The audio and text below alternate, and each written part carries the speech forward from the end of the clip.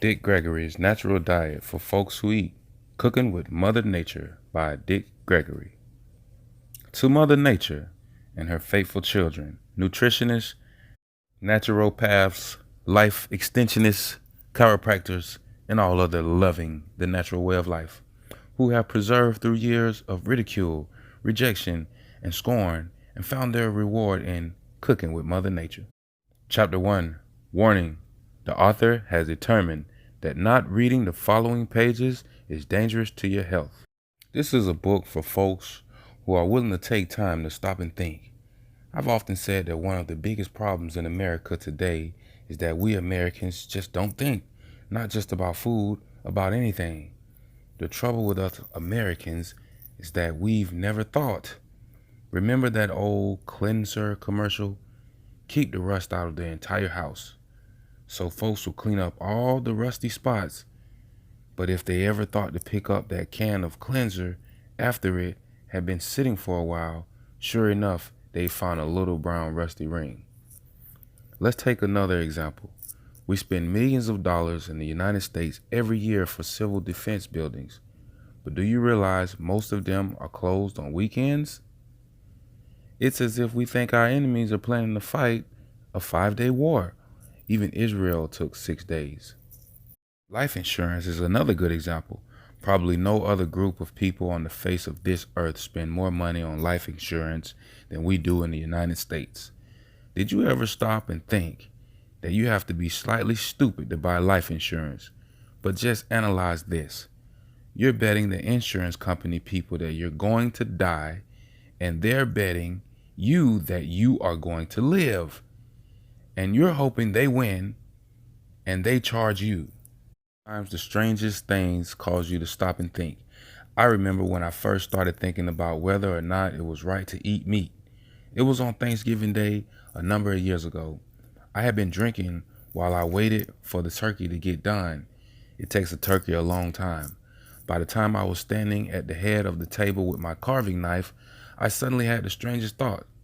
I got to thinking that there might be some beings on another planet somewhere who are as intelligent compared with us as we are compared with turkeys. Now that's a disturbing thought. I could just see myself in some strange planetary oven being basted and roasted. It would be one thing to roast white folks brown. They'd be trying to figure out a way to undone us black folks. I even thought about myself lying on a platter all filled with stuffing. Then I had visions of these beings from another planet going to the butcher shop with their meat list. I wonder what they called their butcher shops. They probably called them folks shops. I could hear them placing an order. Give me a half a dozen Oriental knees, 2 Caucasian feet, and 12 black lips. And the folk shopkeeper comes back smiling and says, "These black lips are so fresh they're still talking." After that little fantasy, I couldn't eat my Thanksgiving dinner, but it started me thinking. There would be a whole lot of changes in America if we Americans decided one day to start thinking. And one of the biggest and most important changes would be in the traditional American diet. The old saying is very true. You are what you eat. It would be more accurate perhaps to say you are what you assimilate. That is, your body literally is what you assimilate from the foods, or more frequently things you eat to rebuild cells, and what you eliminate as waste products of the cell building activity as you revitalize yourself each day. If you just stop and look around you, you can see, and many of you can feel, the sorry results of the eating habits of the majority of folks in America today. Folks getting old 20, 30, 40, or even 50 years before their time. Swollen ankles, varicose veins, pot bellies, bald heads, arthritis, rheumatisms, ulcers, sinus trouble, eye trouble, mental illness, gallstones, prostate gland trouble, hemorrhoids, heart trouble, liver trouble, kidney trouble, overweight, underweight, anemia, bad feet, headaches, short breath, can't sleep or can't wake up, no energy, tired blood, sitting in front of the television set all evening and falling asleep watching it. The list is endless and very, very familiar. Newman, in her 1970 book, Make Your Juicer Your Drugstore, reports, during the last 50 years in the USA, the increase of epilepsy has been 450%, diabetes 1800%, Bright's disease 650%, anemia 300%, insanity 400%, heart trouble 300%, cancer 308%. And while we have the distinction of raising the world's best hogs, we have 75% of the world's sinus trouble. The sad truth is that all of these afflictions and their unbelievable increase are the results of the American habit of putting garbage in their stomach instead of in the disposal. Most folks throw leftover garbage in the incinerator, disposal, or garbage can, but only after they have tossed down or gulped, seldom chewed, the greatest percentage of garbage into their own bodies. It is very hard to unlearn the falsehoods we have accepted as truths all our lives. So much of what we are taught, both in school and at our mother's knee, is nothing more than accepted, handed down opinion that simply will not hold up under cold, hard analysis or weather the tests of new experience. The great scientist Albert Einstein described most of what we learn as a collection of prejudices which are fed to us with a porridge spoon before our 18th year. In schools at all grade levels, teachers present the current theories and notions of the time as though they were established facts. But the passage of time, combined with new experience and research, makes yesterday's facts, today's myths, superstitions, and falsehood. Einstein's description is uniquely appropriate when it comes to the matter of personal diet. We are literally spoon-fed wrong food and wrong notions about what we ought to eat. It begins when we are babies and food is inserted in our mouths. We are offered no choice. For many of us, the process never changes. The only alternative babies have is to spit it out, which of course they often do. Mothers see the reaction as something babies go through until they learn how to eat rather than as a natural response of innocence to a violation of Mother Nature's rules. The teachers and great centers of education in the ancient world, for example, Pythagoras at the Crotona, were very hip. They understand that it was impossible for folks to learn anything until they had experienced its truths for themselves. So the ancient teachers set up a curriculum where the pupils practice the arts of numerology and dynamic geometry, for example, to experience the faculty of intuition. From that experience, a pupil could go on to apprehend the essential laws of cosmic motion. This book is based upon that ancient understanding of how we learn. The book grew out of my personal experience. Its pages reflect what I have learned, what I have experienced as truth, and what I hope you will try for yourself in my new life of cooking with Mother Nature.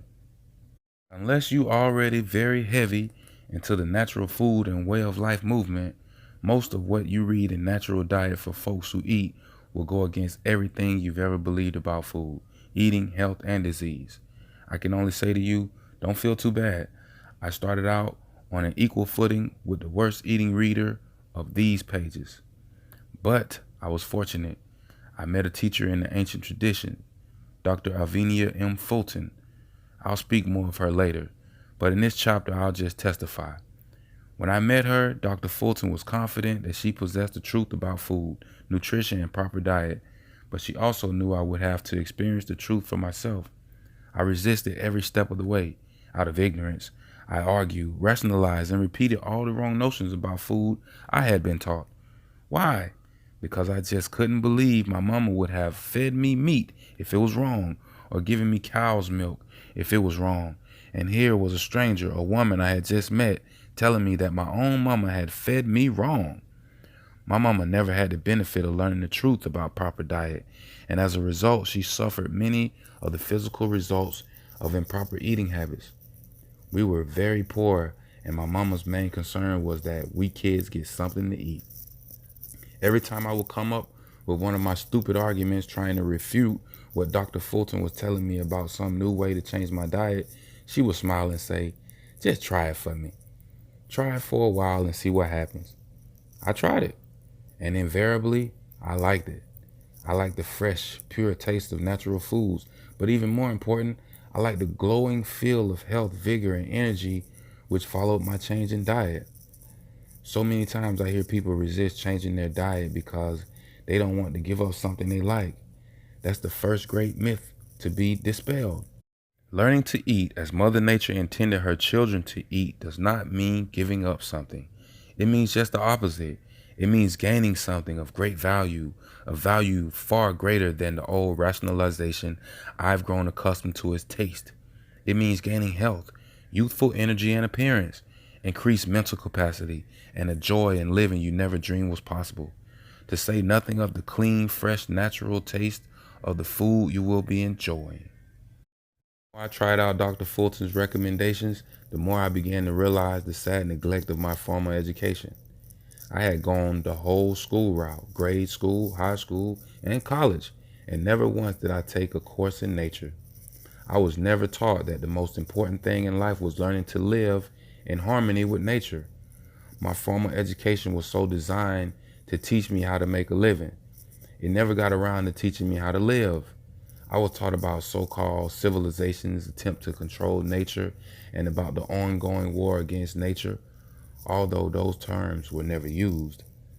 I learned about the Industrial Revolution, the invention of the automobile, steam engine, and the airplane, the world wars, the atomic bomb, and the hydrogen bomb, and other accomplishments of 20th century civilization. Taught about great thinkers, great political and military leaders, great philosophies and ideologies, but none of them told me about nature. But Mother Nature herself is a great teacher. She provides experience, and our experience reminds us over and over again, it's not nice to fool Mother Nature. Fool around with Mother Nature's clouds, seeding them and conducting other experiments, and eventually you will have a natural disaster on your hands, a flood or a hurricane. Absorb enough alcohol in your bloodstream, and sooner or later Mother Nature's liver will go on strike and your body declare a work stoppage. Expel enough smoke, exhaust and fumes into the air, and eventually Mother Nature's respiratory system will show you what you can do with all that progress. Eat bad enough, long enough, and Mother Nature will send you little notes of reprimand, tooth decay, high blood pressure, heart trouble, kidney trouble, or any of the other ways she uses to remind us it's not nice. Try to fool Mother Nature, and she will make a fool out of you. Rather than trying to exercise control, a truly civilized humanity should try to learn enough self-control to live in happy harmony with Mother Nature. Share with you my new experiences with Mother Nature. Hopefully you'll learn something and have a few smiles. But most important is the experience you will gain in living a more natural way of life. The joyful experience of cooking with Mother Nature.